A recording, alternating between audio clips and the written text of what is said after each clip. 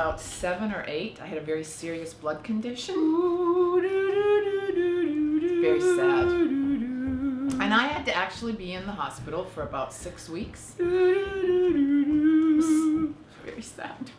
And my mom and dad couldn't keep me up with books, and so they went to my 3rd grade teacher in primary school at the time in Mount Vernon. Her name was Mrs. Silver, and she was very shiny.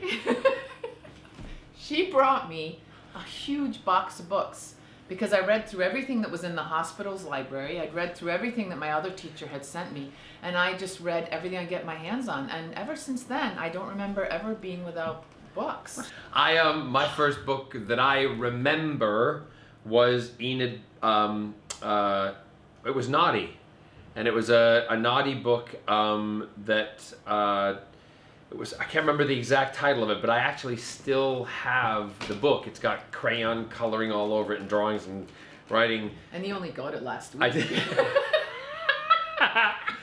And that's one of my, that was the memory that I have of, I don't know if I got it at Christmas or if it was just bought for me, but the first book that I physically went with like my allowance to purchase, I was in the 3rd grade in the States, and in American schools they have the Scholastic book sales where they, it's a company that comes in once a month or once every 3 months to the schools, and they either give you in those days it was a paper thing that you looked through. It was a quill and a scroll.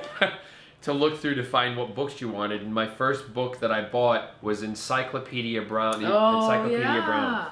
And then I also bought the Beverly Cleary book. Beverly Cleary, yeah. Which was Socks and Bugsy?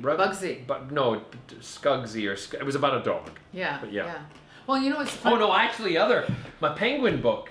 It was Ginger's Adventures. Yeah. And I have the original But when you think about Naughty, you could make a connection between Naughty all the way up to Hollow Earth series and even to Conjuror, because Naughty in a way was Toyland, where all the toys came to life and got animated. I mean, they weren't animated, but they were like come to life. They were real. You're telling me Naughty wasn't real?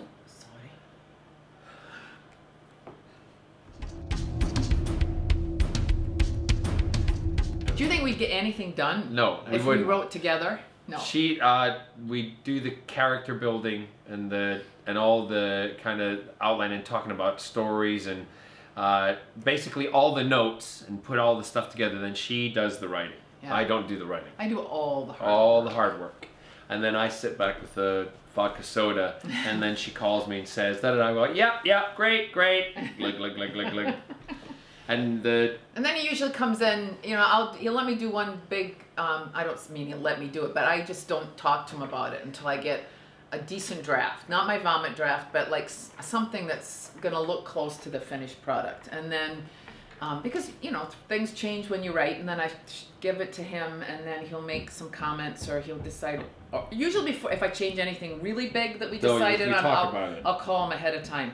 But we trust each other, and so he'll trust me that I'm going to do what was our original plan, even if the way to get to that original plan might mean I'm doing something Except when she calls me up in the middle of the night and is bawling her eyes out because she has to kill a character, and then she tells me she's fallen in love with him. So I did not kill him. I then hang up on her because I'm like, this is creepy now.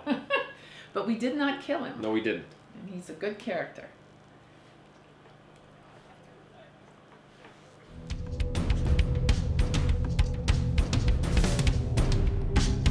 I listen to music a lot when I'm writing, but I tend to not listen to anything with lyrics because then I'm following the story, or it's harder for me to disengage. But I'm writing a lot in the summer. Windows are open. There's a lot of kids in my neighborhood, and I'll listen to that.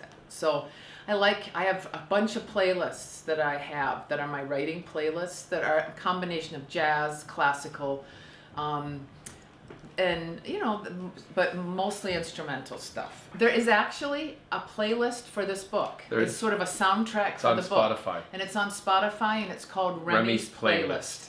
And if you can listen to it in any order, but if you listen to it while you're reading, it actually follows the big events of the novel. Yeah. For me, music is something completely different, and I listen to music. I have lots. I mean, I've an eclectic. Music is your life. Yeah. Oh my God, that's such a great term. I know, we should use that phrase more. Music is my life. I listen to. I've got. I can't even talk now. Sing it. I have got tons of different styles and types of music on my iPhone, and for me, music is different because I listen to. This is gonna sound really bizarre. I'm letting out a secret of mine. And if you ask my musical director Matt Brind, I hear things in music that other people don't hear, because we'll be rehearsing. I see dead people. I hear dead people. We'll be doing something like rehearsing, and I'll turn to him and say something about the chord structure, and he'll look at me and he'll go, "How do you hear that?" And I'm like, "I can just hear it. You have to change it because I hear something that is not hitting me." Anyway, so for me first, I hear the music, and then I hear the lyrics of a song. And that's what's interesting, because Remy is a character that uses that music to manipulate it, and the pitch of the music and the structure of the music, and which is weird because I tend to do that. I've even had things where I'm on stage and I'm singing, and I'll go off after a concert and I'll say to Matt, "Did you hear in that first phrase of the song, did you hear the woo, woo, woo, woo?" And he'll go, because the musical director, when you wear stuff in your ears, hears what you're hearing. And he's like, no. And I'm like, no, I heard a waving in the sound, and and then it'll continue. I know, that's all right. Anyway, so yeah. But no, actually, in all seriousness, it's one of the reasons we decided we wanted music to come in at this point. Because it's also one of the arts, and there's never really anything. Superheroes can either, see through things or fly or smash things with a hammer or get angry, but no one ever does anything with the arts. And so with art, art as in pictures and paintings and music, it's important to do, stuff. And like that's really why we did it that way. And it just seemed to focus on the art in the first trilogy, and then with Conjuror, the Conjurors are the ones then that can do this with music. They're focusing on the music and death. It's very dark. It's a YA novel for young adults from 11 to upwards. He makes it younger.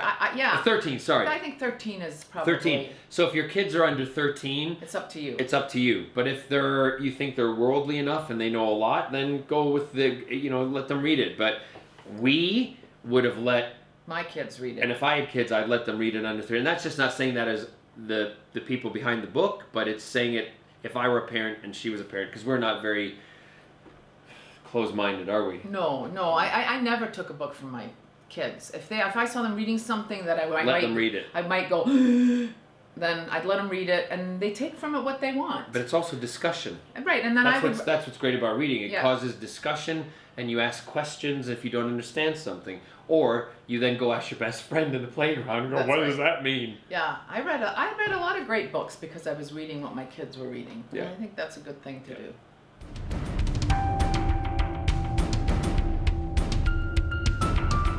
I read pretty eclectically and pretty widely, and I have way more time. I'm a much more voracious reader than John is because my time is structured differently.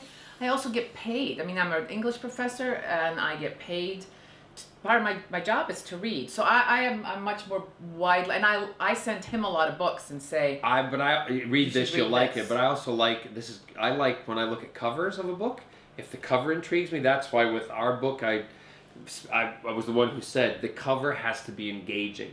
It has to be something that grabs people or strikes an interest. Yeah. I also, I read a lot of scripts.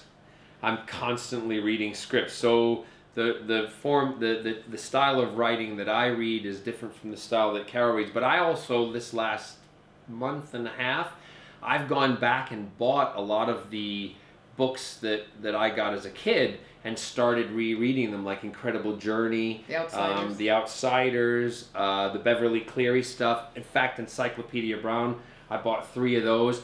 The Roald Dahl, I bought Charlie and the Chocolate Factory and The Great Glass Elevator and Danny, Champion of the World. And they're all in my bedside just to start looking. And what is kind of, I guess would it be narcissistic if I said this, but when that came out in the hardback form, Scott and I read it again. I love to read, as I said, almost anything I can. I'm a big fan of dystopian novels. I teach a class on science I love fiction. dinosaur novels too. That wasn't dystopia. That was funny. That was very clever. Yeah. One of my favorite books that I She's read. actually quite shocked that I said that. Yeah, I am. Because, literary punning is not usually his thing. No. The last book that I read that was a young adult that I just loved is, and I'm not. You read a young adult? I did read a young adult. I've read plenty of young adults because I read you. The Glass Sentence. And I don't know if it's. Was it shattering? It was earth shattering. And I'm going to tell you why it was earth shattering. Why? All of the continents of the world. Collided. No, worse. They all. Sunk. No, even worse. I'm going to try and guess it. No, all the continents of the world, time stopped or froze at different periods in each continent. Awesome! Isn't that great? So Europe is frozen in the Middle Ages. So you go to, so you can't get Very into the Middle violent Ages. and Right, dirty. Right. South America, Latin America, Yeah. the future. It's like in 2800. North America is like in the 19th century or whatever. Well, Donald Trump must be president. Yeah. So every continent and every area. What's it called? It's called the Glass Sentence, and only certain people called explorers can travel between the times. The times because of you can't, and so you can't travel anywhere. So there's all these great myths about how this happened and what. When did that come out? It came out like last year. It's awesome. Do you think they'll have it at I don't know. Do you have Waterstones? it at Waterstones? I'm sure they will. Yes. If we're gonna check. We're gonna check. Because we're in a Waterstones right now. But it's really clever. It's so clever. And it was this writer's first novel. If no one's bought the movie rights to that, It's I'll buy the movie really, rights. really a good book. And it's such a great premise. Isn't that a great premise? And the world building in it is pretty awesome.